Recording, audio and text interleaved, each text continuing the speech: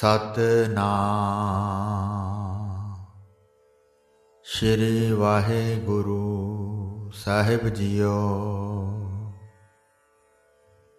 ਪਰਮ ਸਨਮਾਨਿਓ ਗੁਰੂ ਖਾਲਸਾ ਸਾਧ ਸੰਗਤ ਜੀ, ਵਾਹਿਗੁਰੂ ਜੀ ਕਾ ਖਾਲਸਾ, ਵਾਹਿਗੁਰੂ ਜੀ ਕੀ ਫਤਿਹ। ਗੁਰੂ ਹਰਗੋਬਿੰਦ ਸਾਹਿਬ ਜੀ ਦੇ ਸਮੇਂ ਕਈ ਧਰਮਾਂ, ਕਈ ਸਾਧਾਂ, ਕਈ ਨਾਮਾਂ ਦਾ ਪ੍ਰਚਾਰ ਸੀ।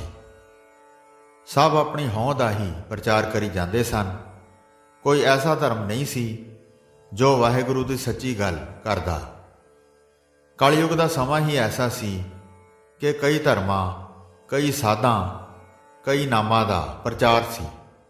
ਸਭ ਆਪਣੀ ਹੋਂਦ ਦਾ ਹੀ ਪ੍ਰਚਾਰ ਕਰੀ ਜਾਂਦੇ ਸਨ।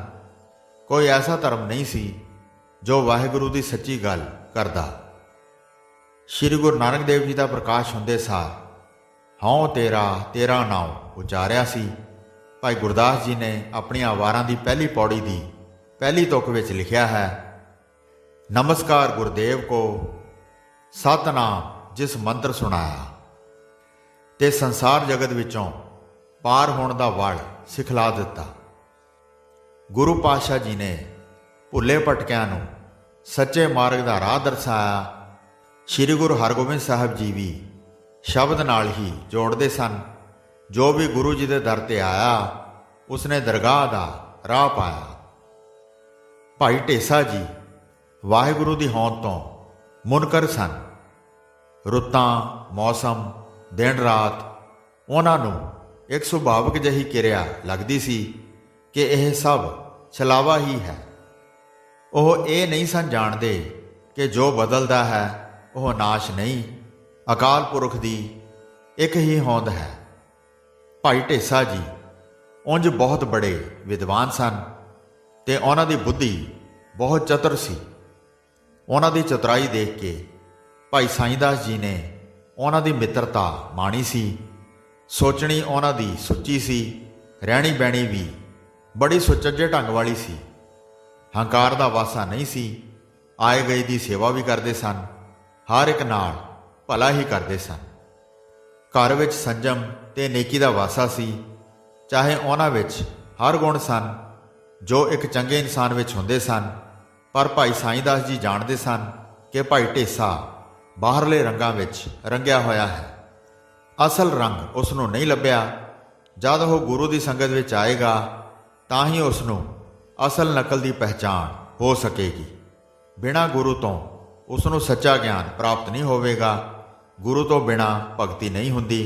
ਸਤ ਸੰਗਤ ਵਿੱਚ ਹੀ ਰੱਬ ਨਿਵਾਸ ਕਰਦਾ ਹੈ।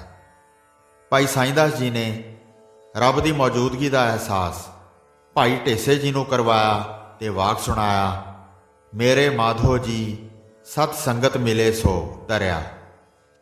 ਇਸ ਤਰ੍ਹਾਂ ਭਾਈ ਸਾਈਂ ਦਾਸ ਜੀ ਨੇ ਪਹਿਲਾਂ ਭਾਈ ਢੇਸੇ ਦੀ ਦਿਮਾਗੀ ਹਿਲਜੁਲ ਨੂੰ ਆਪਣੀ ਉਜਲ ਬੁੱਧੀ ਰਾਹੀਂ ਗੁਰੂ ਦਾ ਰਾਹ ਸਮਝਾਇਆ, ਸਿੱਖੀ ਮਾਰਗ ਦੱਸਿਆ, ਸੰਜਮ ਸਿਖਾਇਆ ਤੇ ਸੇਵਾ ਦੀ ਮਹੱਤਤਾ ਦੱਸੀ। ਕੀਰਤਨ ਸੁਣਨ ਦਾ ਰਸ ਪਾਇਆ ਤੇ ਫਿਰ ਜਦ ਭਾਈ ਢੇਸਾ ਵਿੱਚ ਸਤ ਸੰਗਤ ਕਰਨ ਦੀ ਇੱਛਾ ਹੋਈ ਤਾਂ ਗੁਰੂ ਜੀ ਦੇ ਦਰਸ਼ਨ ਕਰਨ ਨੂੰ ਮਨ ਤਰਸਿਆ। ਭਾਈ ਸਾਈਂ ਦਾਸ ਜੀ ਭਾਈ ਢੇਸਾ ਜੀ ਨੂੰ ਡੱਲੇ ਤੋਂ ਡਰੌਲੀ ਲੈ ਆਏ। ਡਰੌਲੀ ਆ ਕੇ ਭਾਈ ਢੇਸਾ ਜ਼ਿਆਦਾ ਸਾਸੰਗ ਕਰਨ ਲੱਗ ਪਏ। ਗੁਰਬਾਣੀ ਦਾ ਪਾਠ ਕਰਦੇ ਤੇ ਭਾਈ ਜੀ ਕੋਲੋਂ ਸ਼ਬਦ ਦਾ ਵਿਚਾਰ ਸੁਣਦੇ। ਮਨ ਉਨਮਨ ਹੋਣ ਲੱਗਾ।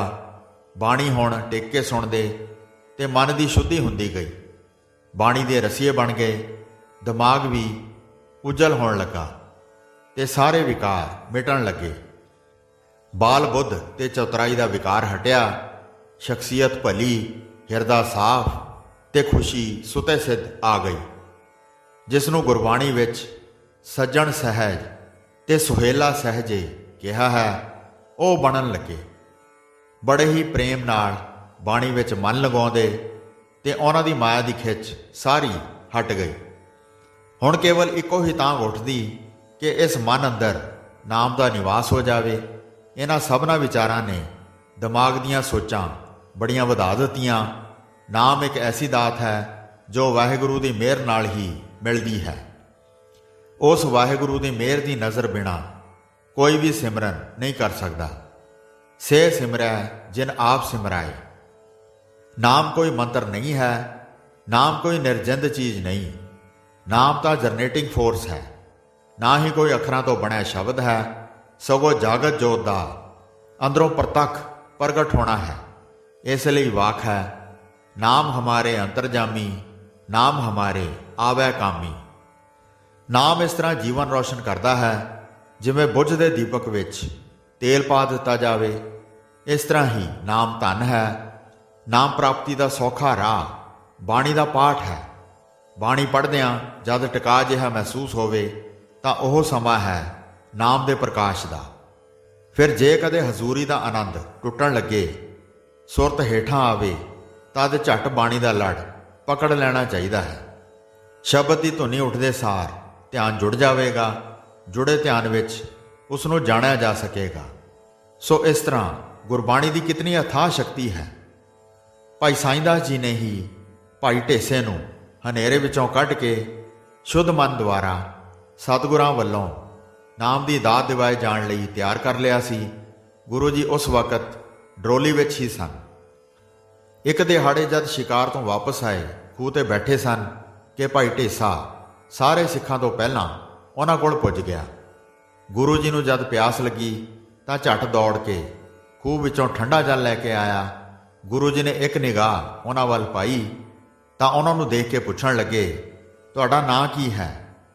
जद भाई ढेसा जी ने गुरु जी नूं अपना नां दस्सिया ते कुछ कहना चाहया तां सतगुरु जी ने कहा, ढेसा जी भांडा धोए बैस धूप देवो। पर ढेसे नूं इस गल की समझ ना आई। उसने गुरु जी के चरनी पै के फिर मंगया, पर गुरु जी ने ओहो ही तुक फिर दोहराई। जदों सारी गल भाई साईंदास जी नूं भाई ढेसे ने दसी तां उन्हां ने समझाया कि तुहाडे बिना कहे ते ही उन्हां ने समा निश्चित कर दिता है। ओह ते आप ही जाणी जाण हन, कुछ कहण दी लोड़ नहीं। समा तो बीत जाएगा, तुसी वाहिगुरू दे ध्यान विच ही लगे रहो। सेवा सिमरन सत्संग करते रहो।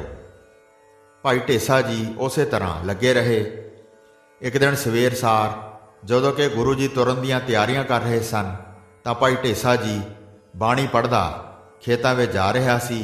उसकी आवाज़ गुरु जी ने सुनी ते अपने कोल बुला के आख्या, जाओ थोड़ी दूर एक घड़ी एकांत विच बैठ के आ, बिल्कुल चुप बैठ के आ जाओ। भाई ढेसा मत्था टेक के तुर गया। उस दे विच एक नवा उत्साह सी। एक एकांत स्थान वेख के उत्थे बैठ गया। चार चुफेरा शांत सी। वातावरण विच कोई हलचल नहीं सी, पर भाई ढेसा फिर भी एक अजीब जही हरकत महसूस कर रहा सी।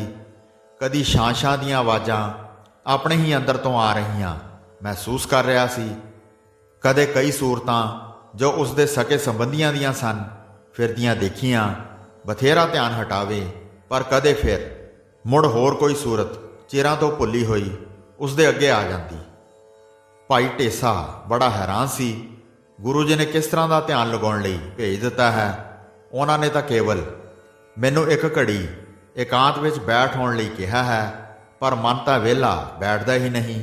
कई मूरतां, कई सज्जण, कई वैरी, कई पराए अखां अगे आउण लग पए हन, पर एक नूर जिहा हमेशा उन्हां नाल रहिंदा है।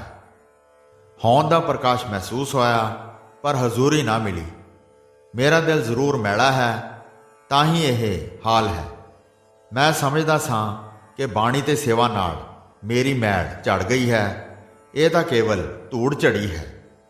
मैल तां अजे भी चमड़ी पई है, जो मेरे दिल के शीशे नूं धुंधला पई करदी है, जिस कारण मैनू प्रभु का दीदार नहीं हो रहा।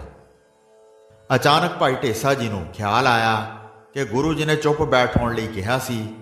इत्थे तां ख्यालां दे घोड़े पए दौड़दे हन, रौला जिहा पिया होया है। तूं ते हुक्म पाल नहीं रहा, केवल अडोल ते चुपचाप बिना कुछ कहे बैठना है। जद सच का ज्ञान हो गया तां चारे पासे चानण ही चानण आ गया। हजूरी मिल गई। सिमरन करन नाल मन विच प्यारे दी मिठी याद वस गई। उस वाहिगुरू दी याद विसरन ना दिती ते इतनी पका लई ਕਿ ਉਹ ਕਦੇ ਨਾ ਭੁੱਲੇ। ਇਤਨਾ ਪਿਆਰ ਰੱਬ ਜੀ ਨਾਲ ਹੋ ਗਿਆ ਕਿ ਇੱਕਮਿਕ ਹੋ ਗਏ, ਆਪਾਂ ਆਪ ਭੁੱਲ ਗਏ। ਇਸ ਤਰ੍ਹਾਂ ਗੁਰੂ ਜੀ ਦੀ ਮਿਹਰ ਸਦਕਾ ਭਾਈ ਢੇਸਾ ਜੀ ਨੂੰ ਨਾਮ ਸਿਮਰਨ ਦਾ ਗਿਆਨ ਹੋ ਗਿਆ। ਜਦ ਗੁਰੂ ਜੀ ਕੋਲ ਮੁੜੇ, ਉਹਨਾਂ ਨੇ ਆਖਿਆ, ਆਪ ਵੀ ਇਸ ਦਾ ਆਨੰਦ ਲਵੋ ਤੇ ਦੂਜਿਆਂ ਨੂੰ ਵੀ ਸਹੀ ਰਾਹ ਦੱਸ ਕੇ ਆਨੰਦ ਦਿਵਾਓ। ਗੁਰੂ ਹਰਗੋਬਿੰਦ ਸਾਹਿਬ ਜੀ ਜੇ ਰਣ ਦੇ ਯੋਧੇ ਪੈਦਾ ਕਰ ਰਹੇ ਸਨ ਤਾਂ ਮਨ ਦੇ ਸੂਰਬੇ ਵੀ ਪੈਦਾ ਕਰ ਰਹੇ ਸਨ, ਜਿਨ੍ਹਾਂ ਨੇ ਮਨ ਨੂੰ ਅਮਨ ਵੀ ਦਿੱਤਾ। ਜਾ ਕੋ ਹਰ ਰੰਗ ਲਾਗੋ ਇਸ ਯੁਗ ਮੈਂ, ਸੋ ਕਹੀਅਤ ਹੈ ਸੂਰਾ। ਵਾਹਿਗੁਰੂ ਜੀ ਕਾ ਖਾਲਸਾ, ਵਾਹਿਗੁਰੂ ਜੀ ਕੀ ਫਤਿਹ।